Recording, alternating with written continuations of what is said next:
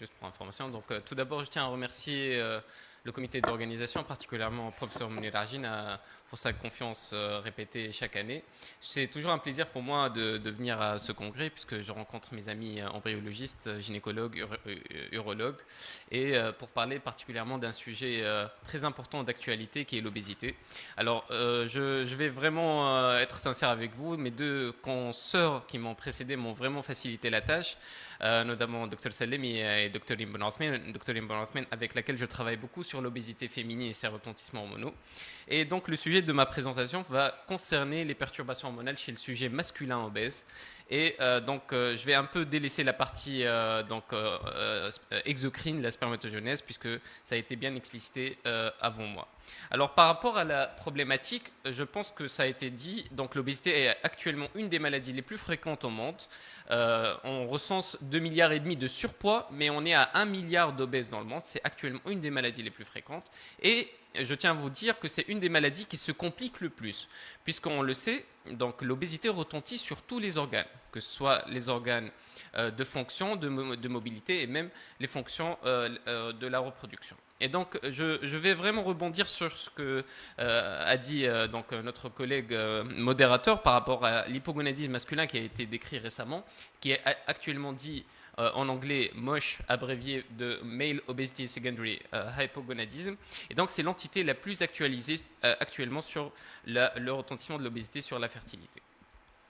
Alors, les déterminants de l'obésité sont très nombreux. On ne peut vraiment pas venir devant un patient lui dire vous êtes obèse parce que vous mangez beaucoup, parce que vous ne bougez pas assez. En fait, on le sait actuellement que l'obésité est multifactorielle et parfois avec des causes vraiment indéterminées. On peut rechercher à l'interrogatoire chez le patient pourquoi il est devenu obèse, pourquoi il a pris du poids, et pas mal de fois, on peut rester sur sa faim et ne pas retrouver cette explication. Je tiens particulièrement à souligner, je pense que j'ai le pointeur. Le pointeur, il est là. Symphonie. Alors, je ne sais pas où, voilà. Mais de toutes les façons, il y a un petit peu la partie en bas qui est l'hormonologie, mais aussi les perturbateurs endocriniens. Ah, sur l'écran. Ah, d'accord. Merci. Alors ici, nous avons les retentissements hormonaux, mais aussi la pollution et les perturbateurs endocriniens. Ces perturbateurs endocriniens qui sont très à la mode actuellement, ce sont des substances chimiques qui entourent notre environnement et qui sont, comme on le dit, pro-œstrogénisants dans le corps masculin, qui vont un petit peu aggraver cette hyperoestrogénie retrouvée chez les patients obèses. Alors par rapport à l'épidémiologie, je pense que c'est des chiffres en vrac, mais qui sont un petit peu unanimes, qui convergent vers ce retentissement de l'obésité dans l'aspect endocrine ou exocrine de l'homme. Donc 20% sont infertiles, des patients obèses sont infertiles, avec augmentation de 10% tous les 9 kilos, et jusqu'à 60% des hommes atteints d'obésité peuvent souffrir d'une dysfonction érectile. Et donc, si on essaie d'observer ces données sur les études récentes, donc vous voyez que dès qu'on dépasse ce BMI de 25, ici, on va un petit peu augmenter en termes d'infertilité. Et donc, c'est vrai que nous, dès qu'on retrouve un patient en surpoids, on essaie déjà d'agir. On ne va pas attendre l'obésité parce que je ne sais pas si vous le savez, l'obésité, elle n'est définie qu'à partir d'un BMI de 30 kg/m². Et donc, pas mal de fois, on est en train d'observer certaines pratiques où, chez les patients en surpoids, on peut les laisser les observer. Mais en fait, non. Les études ont montré qu'à partir de 25 kg/m², on observe déjà un retentissement de l'obésité sur l'infertilité et sur la fonction endocrine. Donc, ne pas hésiter à intervenir dès les première élévation de cet indice de masse corporelle. Alors c'est vrai que donc on a vraiment parlé du retentissement dans les précédentes conférences, mais j'aime vraiment beaucoup parler un petit peu de la définition de l'obésité parce que c'est une définition qui peut paraître facile, basée sur l'indice de masse corporelle, mais nous savons vraiment que l'indice de masse corporelle actuellement n'est pas un bon indicateur de l'obésité, puisque pas mal de fois on est confronté à des patients qui ont un indice de masse corporelle normal, mais qui sont vraiment ayant une composition corporelle qui est riche en gras. Et inversement, nous pouvons nous retrouver face à des patients qui ont un indice de masse corporelle élevé, mais qui sont en en bon état de santé. Et ça, c'est vraiment retrouvé chez les sportifs. Alors, pas mal de fois, on nous envoie un patient avec un indice de masse corporelle élevé, mais il se retrouve que ce patient, entre guillemets patient, en fait, c'est un sportif. Moi, je me rappelle d'un cas où on m'a envoyé vraiment un rugbyman avec un BMI à 31 kg/m². Et donc, vraiment, ces hommes-là, il faut leur faire une impédance-métrie. On se retrouve avec une masse musculaire vraiment importante, avec une masse grasse de l'ordre de 15 à 17%. Donc, ce patient, on ne peut pas appliquer la définition de l'obésité sur eux. Et quand on essaie de regarder au niveau de la littérature, en fait, on se retrouve avec cette discordance entre indice de masse corporelle et un bon état de santé. Et donc, c'est vrai que chez la femme, c'est un petit peu moins flagrant, mais chez les hommes, ne pas hésiter à analyser la masse corporelle pour un peu rechercher ce retentissement et cette composition corporelle. Et ça, c'est vraiment basé sur l'impédance-métrie. L'impédance-métrie, qui est un appareil qui n'est pas coûteux et qui se retrouve actuellement dans pas mal de services et de cabinets médicaux, donc ne pas hésiter à le prescrire. Alors je vais maintenant me consacrer sur le sujet même de ma présentation, qui est le retentissement hormonal. Donc ça a été un petit peu explicité par ma consoeur, je la remercie. Je vais vraiment balayer quelques aspects et me focaliser surtout sur l'aspect de l'hyperostrogénie. Alors on sait que dans l'état d'hypogonadisme, dans l'obésité, on va observer cet état d'hypogonadisme global avec une dysfonction érectile. N'oubliez pas que ce sont des patients parfois avec un indice de masse corporelle élevé, de l'ordre de 35-40 kg/m², et on va observer on l'appelle ce tablier abdominal, qui va un petit peu descendre en dessous, et on peut vraiment retrouver cette augmentation de la chaleur scrotale associée avec l'augmentation de chaleur intracorporelle, mais aussi extracorporelle avec ce tablier abdominal. Donc ça va diminuer un petit peu l'activité sexuelle. De l'autre côté, nous allons retrouver un retentissement sur la spermatogenèse. En bas, ne pas oublier qu'il y a d'autres retentissements de l'obésité, notamment la résistance au niveau des voies aériennes supérieures, appelé le syndrome d'apnée de sommeil. Le syndrome d'apnée de sommeil, à lui seul, peut expliquer énormément d'entités métaboliques, que ce soit la résistance à l'insuline, la résistance au traitement antihypertenseur, mais aussi l'infertilité croissante de ces patients, puisque nous le savons que ce syndrome d'apnée de sommeil va augmenter l'inflammation de bas grade intracorporelle et augmenter cette hypoxie tissulaire. Et de l'autre côté, nous le savons tous, plus on est obèse, plus on a de l'athérosclérose et ça va infiltrer les artères génitales qui peut retentir sur une dysfonction érectile. Alors sur la physiopathologie globale, ça a été vraiment expliqué, mais c'est vraiment ce problème lié au gras. Alors nous insistons surtout sur le fait que en fait, l'obésité n'est pas un chiffre. Le problème de l'obésité, c'est pas parce qu'il a un poids à 90 kg, à 100 kg. En fait, le problème, c'est vraiment ce tissu adipeux qui est un organe à lui seul. C'est un organe sauvage qui a été créé. En fait, le corps ne sait plus où stocker du gras et donc il va le stocker au niveau de l'abdomen. Et ce stockage va provoquer l'apparition de ces marqueurs de l'inflammation et cette activité aromatase qui est très délétère sur l'environnement hormonal. Et nous le savons que cette aromatase va convertir la testostéronémie de ce patient en œstrogène. Alors, actuellement, dans la littérature, nous parlons de l'état de féminisation de la société. Je pense que vous avez rencontré ce terme, et c'est un terme vraiment avéré, scientifique, puisque nous voyons, avec l'augmentation de l'indice de masse corporelle, une féminisation de ces patients-là, puisqu'il y a un état d'hyperostrogénie avec une altération du ratio testostérone-oestrogène. Ce même état d'hyperostrogénie est aggravé par l'hyperinsulinisme, puisque l'augmentation de l'insuline va perturber le fonctionnement du système kispeptine neurokinédinorphine, mais aussi la pulsatilité de la LH. Donc ça va un petit peu augmenter cette hyperostrogénie et bien entendu l'effet de la leptine qui va inhiber l'axe hypothalamo-hypophysaire. Donc, ceci va aboutir à cet état qui est appelé MOSH, Male Obesity Secondary Hypogonadism, et de l'autre côté, cet état d'inflammation de bas grade qui va retentir sur tous les environnements, que ce soit endocrine ou exocrine. Alors, sur la fonction endocrine, nous allons à la toute fin en fait, observer une diminution de la testostéronémie et un petit peu l'augmentation de l'œstrogénémie. Et sur la fonction exocrine, ça a été dit, en fait, il va y avoir une altération de la spermatogenèse. Et tout ceci va rouler, cercler sur un cercle vicieux entre inflammation de bas grade, hyperostrogénie par augmentation de l'activité de l'aromatase, diminution de la testostérone et un petit peu altération de la pulsatilité de l'axe gonadotrope. Donc quelques chiffres, c'est vraiment unanime. Chaque fois que vous allez avoir un patient obèse, vous allez avoir une diminution de la concentration, que ce soit de la spermatogenèse ou de la testostéronémie. Et donc les études sont assez unanimes sur cet aspect.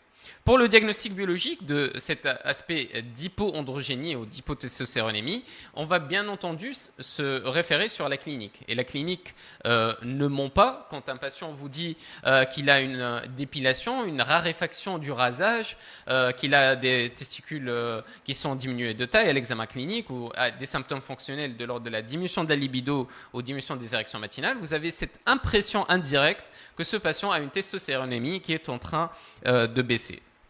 Bien entendu, chaque fois que nous avons un patient obèse avec un aspect hormonal perturbé, nous n'allons pas nous jeter directement sur l'obésité pour l'incriminer et dire que c'est en cause de cette altération hormonale. Bien entendu, nous devons rechercher d'autres étiologies et nous le disons même à nos étudiants et résidents, l'obésité doit rester un diagnostic d'élimination et s'acharner à rechercher d'autres étiologies, notamment les atteintes hypophysaires, l'hyperprolactinémie ou les dysthyroïdies. Alors, pour le dosage, actuellement, nous nous référons classiquement sur la testostérone totale, mais comme l'a dit notre confrère modérateur, en fait, nous savons que chez les patients obèses, il y a une altération de cette sex hormone binding globulin, et donc la testostérone totale peut être un petit peu difficile à interpréter chez les patients obèses, puisqu'ils ont une diminution de la SHBG. Donc, d'où l'intérêt de doser un petit peu la testostérone libre. Certes, c'est un dosage qui reste un peu coûteux, mais déjà les recommandations le disent, la testostérone totale peut à elle seule aussi faire l'affaire et donc ne pas demander systématiquement la testostérone libre. Alors, par rapport à notre algorithme, dans les recommandations internationales, la définition d'un hypogonadisme par hypotestostéronémie est basée sur des signes cliniques d'hypogonadisme avec une testostéronémie inférieure à 3,5 nanogrammes par millilitre. Dans beaucoup d'études, vous allez avoir des intervalles différents avec des seuils différents, parfois 3 nanogrammes, parfois même 2,8 nanogrammes. Alors, les études convergent pour dire que même si le seuil est un petit peu élevé, aux alentours de 3,5 nanogrammes, si le patient a des symptômes cliniques d'hypoandrogénie, il faut retenir le diagnostic d'hypogonadisme par diminution de la testostérone. Et donc, je vais un petit peu parler de ce terme qui est un petit peu en vogue actuellement, qui est le MOSH. Donc, pour définir le MOSH selon les derniers papiers publiés, donc nous allons tout d'abord prendre le critère principal qui est un patient obèse et bien entendu un IMC de 30 kg/m². La définition du MOSH ne peut pas s'appliquer à un indice de masse corporelle en surpoids, par exemple. Ensuite, nous allons avoir un symptôme d'hypogonadisme. Alors, les symptômes d'hypogonadisme sont assez nombreux, de la fonction érectile à l'examen clinique, la pilosité. Et par la suite, nous allons nous baser sur le bilan hormonal. Et vous voyez qu'il faudrait deux dosages de testostéronémie pour poser le diagnostic biologique, avec, comme vous le voyez, la testostérone totale qui peut être utilisée en première intention. Bien entendu, si le patient a des symptômes d'hypogonadisme avec une testostérone totale normale, nous allons nous mettre la puce à l'oreille en se disant que la SHBG peut être altérée chez ces patients-là et donc partir pour doser la testostérone libre. Avec cela, nous allons compléter par le bilan des gonadotrophines avec des FSH et LH qui sont un petit peu basses, voire inappropriées. Donc, ça donnera l'aspect d'hypogonadisme hypogonadotrope fonctionnel, puisqu'il n'y a pas de lésion organique à l'IRM. Et bien entendu, on aura exclu les autres étiologies. Dans ce cas-là, on peut être catégoriquement dans le diagnostic du MOSH. Et voilà d'autres recommandations devant un tableau d'obésité pour retenir ce diagnostic-là. Je vais finir par la prise en charge. Donc, Dr. Ibn Othman a vraiment bien parlé de la nutrition. Je vais plutôt me référer sur les prescriptions médicamenteuses chez ces patients-là. Alors, on est devant un état d'obésité qui est à lui seul dit maladie.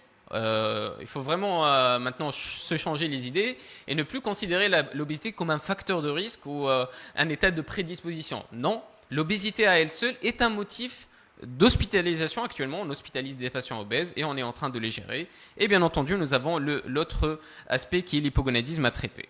Alors, selon les recommandations, et comme l'a dit Dr Ben Rothman, on se base toujours sur la recommandation un petit peu ancienne de plus d'une dizaine d'années, qui est la perte de poids de 5% du poids. Alors 5%, c'est vraiment le minimum. Hein. Donc 5%, ça permet déjà d'améliorer les fonctions métaboliques, mais aussi les fonctions hormonales et exocrines, notamment la spermatogenèse. Plus vous allez partir sur une perte de poids augmenter allant jusqu'à 10%, plus vous allez avoir des bénéfices très importants, très nets, et même le patient va vous dire qu'il y a une amélioration de sa qualité de vie et de même de son état d'humeur. Je vais commencer par mon premier traitement, et ceux qui me connaissent et me suivent savent à quel point je suis un amoureux infini et je ne changerai jamais d'avis par rapport à la metformine. La metformine qui est un traitement pas cher, qui existe sur la liste obligatoire de l'OMS. C'est un traitement classiquement prescrit chez les patients diabétiques, puisqu'il a un effet d'améliorer l'insulinorésistance, mais aussi de diminuer un petit peu la glycémie. Alors, la metformine a des bénéfices vraiment très pléiotropes, allant de l'amélioration du risque cardiovasculaire, diminution du poids, diminution de la glycémie, amélioration de la minéralisation osseuse, effet antitumoral, puisqu'il est utilisé dans plusieurs protocoles de néoplasie. Et la metformine, elle est très très bénéfique, que ce soit chez l'homme ou chez la femme. Nous l'avons démontré dans d'autres conférences sur son indication dans le syndrome des ovaires polykystiques et sur l'amélioration de la fertilité. Et chez l'homme, c'est vraiment bénéfique. Vous voyez, ça optimise les protocoles de fertilité, ça améliore même le statut androgénique, puis ça améliore le poids en général. Un petit mot, mais je ne vais pas m'attarder sur les inhibiteurs SGLT2, puisque c'est un traitement qui est en vogue actuellement chez les patients diabétiques coronariens avec néphropathie et même obèses. Les inhibiteurs SGLT2, c'est une molécule qui permet une glucosurie, puisqu'elle inhibe la pompe Na+, glucose du tube collecteur. Donc ça permet de libérer du sodium et du glucose au niveau des urines. Et les études le démontrent, elle a un petit effet sur la perte de poids et ça améliore le risque cardiovasculaire, mais aussi ça améliore un petit peu la fertilité. C'est vraiment hors AMM pour la fertilité, mais pour les patients diabétiques obèses, elle a l'AMM, donc n'hésitez pas à la prescrire. Et bien entendu, je ne peux pas passer sans parler des analogues GLP-1, qui est maintenant la molécule dite miracle dans le paysage métabolique. Les analogues GLP-1, c'est un stylo injecteur qui va introduire une hormone dite la GLP-1. La GLP-1, c'est l'hormone de la satiété. Et donc, quand on a beaucoup mangé, nous avons une libération de la GLP-1 intestinale et digestive, et qui va donner un signal au niveau du cerveau pour lui dire d'arrêter de manger.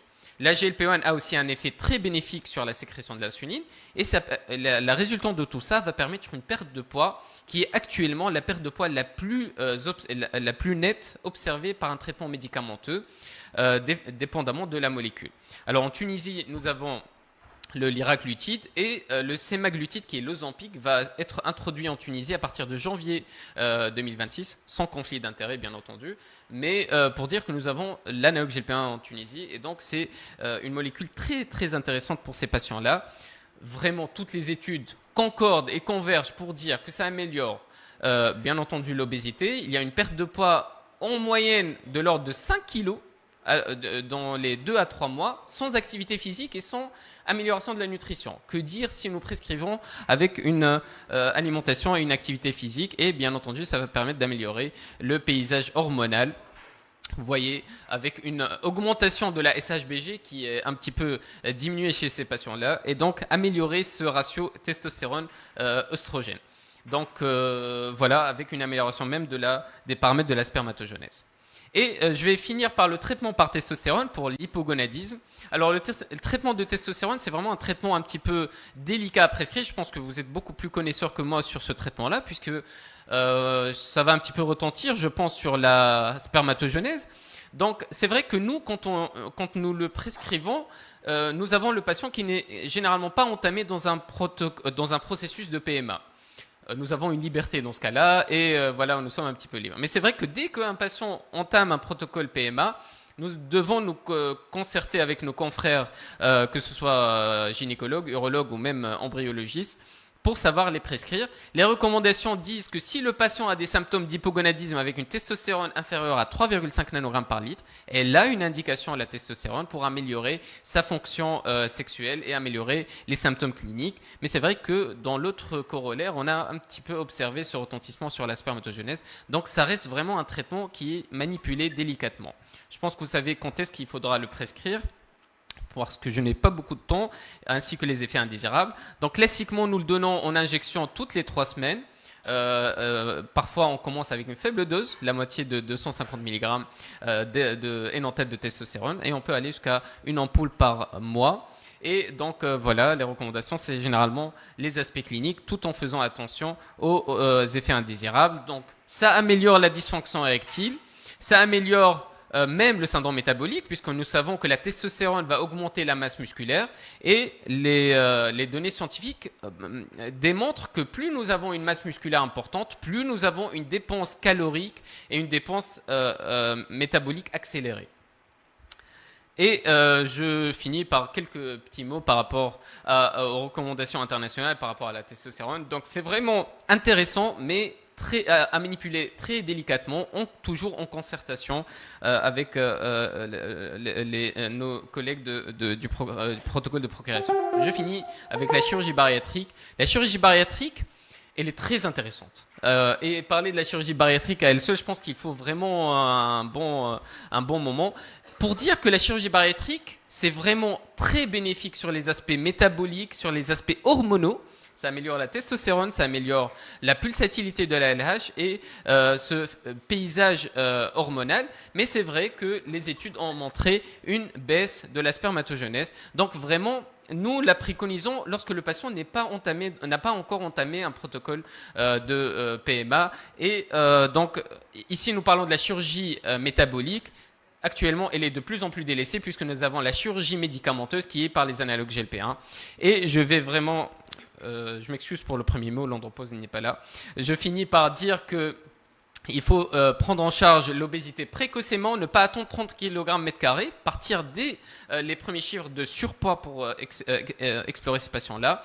Retentissement hormonal et reproductif avéré en plus du retentissement métabolique.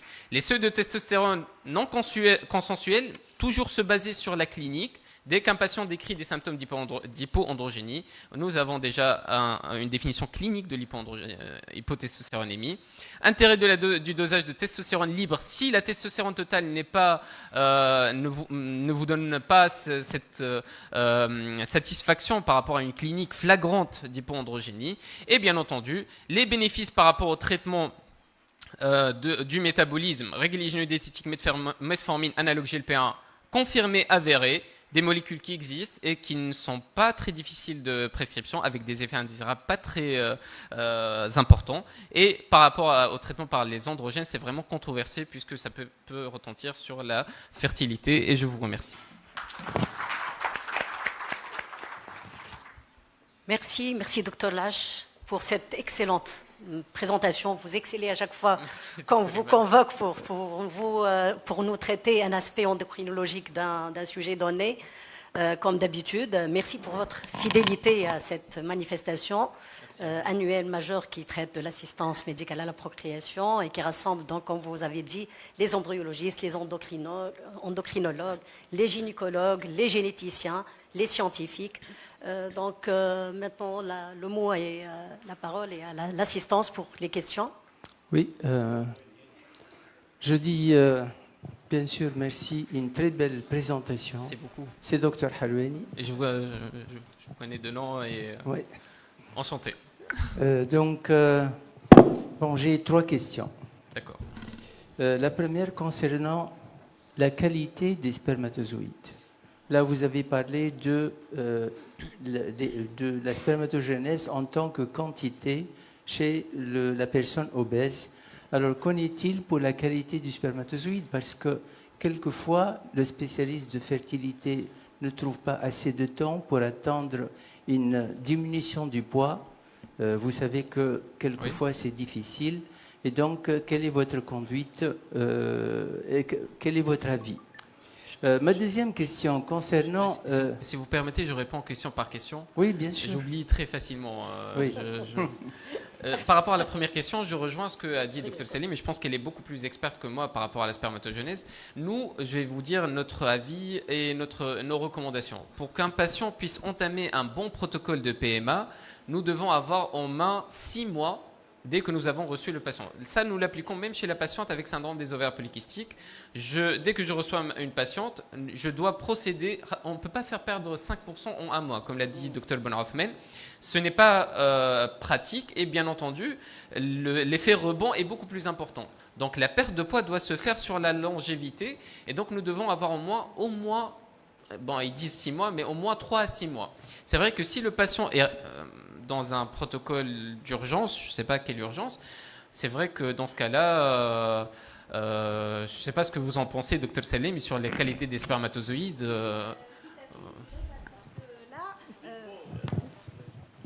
Les études ont montré que l'obésité, à travers les différents mécanismes que je viens d'exposer, elle s'attaque directement à la structure et l'ultrastructure du spermatozoïde, notamment les membranes, par la peroxydation lipidique. En fait, c'est le stress oxydatif et la fragmentation de l'ADN. Donc donc on pourrait prescrire des traitements antioxydants, des probiotiques pour améliorer la dysbiose intestinale, travailler sur la réduction du poids, si bien sûr on a le temps, la femme elle est encore jeune, et là ça peut améliorer donc la qualité du sperme et du spermatozoïde. Ok, merci. Ma deuxième question concernant le traitement par les sensibilisateurs à l'insuline. Oui. Vous avez donné l'exemple du glucophage. Si vous donnez ce traitement, est-ce que vous exigez une preuve biologique de l'hyperinsulinisme ou non? C'est une très bonne question. Plutôt de l'état d'insulinorésistance. De l'état de l'insulinorésistance. Oui, exactement. Alors, c'est ce qu'on appelle l'indice DOMA. L'indice DOMA. En fait, l'indice DOMA, actuellement, il est à la mode. Alors, l'indice DOMA exige le dosage d'insulinémie, de peptide C, et parfois d'évaluer d'autres facteurs métaboliques. Alors, il n'est pas du tout recommandé. Alors, rien que par l'examen clinique, si vous avez un patient déjà avec un poids ou un indice de masse corporelle supérieur à 30 kg/m², recherchez un acanthosis nigricans confirme l'état d'insulinorésistance. Et vous allez le retrouver, que ce soit au niveau des plis de laine, les aisselles, la base du cou, etc. Donc l'indice DOMA, il n'est pas recommandé systématiquement pour ces patients-là. C'est vrai qu'en le faisant, en l'évaluant, nous allons avoir plutôt une idée sur l'intensité de la résistance. Plus ça sera important et plus la résistance à l'insuline est importante. Mais la finalité sera la même. Ça sera le traitement par metformine et la dose ne changera pas selon l'indice DOMA. Donc le dosage qui coûte 200 à 300 dinars, en fait la finalité est la même. Et nous, dans la pratique les recommandations, ils le disent, si vous avez déjà un patient avec un BMI à 30 kg/m², l'indice DOMA n'a pas d'intérêt. Il peut être intéressant chez les patients en surpoids ou parfois chez les patientes, par exemple, hors sujet, mais SOPK maigres. Dans ce cas-là, on recherche cette résistance à l'insuline discrète qui n'est pas clinique. Ok, alors ma dernière question que je trace en rouge. Vous dites que on donne de la testostérone et là on parle de stérilité masculine. Oui. Et vous savez que par le phénomène de feedback négatif, la testostérone va donner pratiquement une azoospermie. Oui. Je suis d'accord avec vous. Nous, ce qu'on donne, lorsque le taux de testostérone est bas, on donne plutôt de l'HCG qui corrige souvent cette baisse de la testostérone. Je suis complètement d'accord avec vous. Je l'ai dit à la fin. En fait, je n'avais pas beaucoup de temps pour parler des molécules. Je vais vous dire la vérité. Nous ne prescrivons pas l'ACG. Ce qu'on fait, nous entamons le protocole de perte de poids avec une amélioration des symptômes cliniques, mais pour un patient qui n'a pas encore entamé un protocole de fertilité. Mais dès que nous nous engageons avec nos confrères, que ce soit de différentes autres spécialités, la prescription de protocoles hormonaux, nous leur laissons la main puisqu'ils sont beaucoup plus habitués que nous. Donc la testostérone, si je la prescris, c'est uniquement pour les symptômes cliniques d'hypogonadisme. Mais dès que je m'engage dans une évaluation exocrine, c'est vraiment parce que ça améliore la testostérone. La testostérone, testostérone. C'est normal, donc ça améliore la dysfonction érectile, les symptômes cliniques. Mais si je prends un patient infertile, dans ce cas-là, bien entendu, la testostérone est très délétère. Je suis complètement d'accord avec vous. S'il vous plaît, Dr H, je suis là. J'aime beaucoup vous écouter parce que vous exprimez très très bien. Je vous remercie. Vous avez parlé des sensibilisateurs à l'insuline, mais vous n'avez pas parlé de l'anti-GIP et de l'anti-GIP. Oui, ce qui est le tirzépatide. Parce que le tirzépatide, qui est le Mounjaro, Oui. qui est en vogue maintenant en Europe, et il a la double action. Oui. Et c'est des femmes qui perdent jusqu'à 10 kilos en 3 mois. Je suis complètement d'accord. Alors, Et là, ça donne d'excellents résultats sur la fertilité, complètement d'accord. chez la femme obèse, et en dehors de l'OPK, et chez la femme obèse et OPK. Je suis complètement d'accord avec vous. Alors, la famille des GLP-1, c'est une famille très riche. Actuellement, on recense 4 à 5 GLP-1, notamment le GIP, le glucagon intestinal peptide. Alors, le double GLP-1 coûte très cher. Je ne sais pas si vous connaissez les... Oui, je connais, c'est 500 dinars Le double, c'est 1000 dinars. Oui, mais c'est 1000 dinars le mois. 2,5 mg par semaine Voilà. pendant 4 semaines. Alors, et puis c'est le double et puis c'est le triple. En fait, les recommandations disent la finalité, c'est toujours la perte de poids. Le double GLP-1 a beaucoup plus d'intérêt, par exemple, chez le patient diabétique, chez le patient avec néphropathie évoluée, etc. Mais pour la perte de poids seule, nous, les recommandations, ils disent de commencer avec un seul GLP-1. Et par la suite, nous pouvons procéder à un double GLP-1 si nous devons, par exemple, nous avons un patient avec un BMI à 40-45 kg/m², nous pouvons dans ce cas-là vraiment appuyer avec le double GLP-1. Mais c'est vrai que les effets indésirables sont beaucoup plus importants. Je ne sais pas si vous avez lu les papiers, mais en fait, ça va vraiment contracter l'estomac et ça peut même provoquer des syndromes pseudo-occlusifs. Et donc, alors que ce sont des patients qu'on cherche à entamer dans des protocoles de PMA, etc. Donc, classiquement, les recommandations disent de commencer avec des insulinosensibilisateurs, metformine, règles hygiéno-diététiques, sport, nutrition, le GLP-1 avec une forte dose, et partir sur le double GLP-1 si nous recherchons soit une perte de poids plus importante ou échec du mono-GLP-1. Il n'y a pas d'effet indésirable des autres sensibilisateurs? Il y a toujours des effets C'est la même indésirables, mais chose, le double GLP-1, les effets sont majorés doublement. D'accord. Juste par rapport au létrozole, je ne sais pas qui a posé la question par rapport aux anti-aromatases. Voilà, je n'en ai pas parlé parce que j'avais pas beaucoup de temps, mais par exemple, le létrozole chez l'homme a un bénéfice qui est documenté, mais qui est ORAM. Donc, on peut le prescrire, expliquer aux patients, mais ça donne aussi une amélioration dans la spermatogenèse et dans l'environnement hormonal. Sans avoir connaissance de rapport sur testostérone. Oui. Indépendamment de ce rapport. Le létrozole? Oui. Oui, mais c'est sur ORAM. ORAM. S'il vous plaît, une question. Est-ce que je peux poser une question là? Voilà. J'ose presque pas vous poser cette question parce que j'ai demandé et j'ai su que vous êtes endocrinologue, mais j'aimerais savoir, et je la pose à tous mes collègues qui font de la PMA, est-ce que vous déclenchez un screening hormonal total chez tout homme obèse et infertile, quels que soient les paramètres spermatiques? On sait tous que tout obèse n'est pas systématiquement hypogonadique. Et on sait aussi le coût du bilan hormonal total.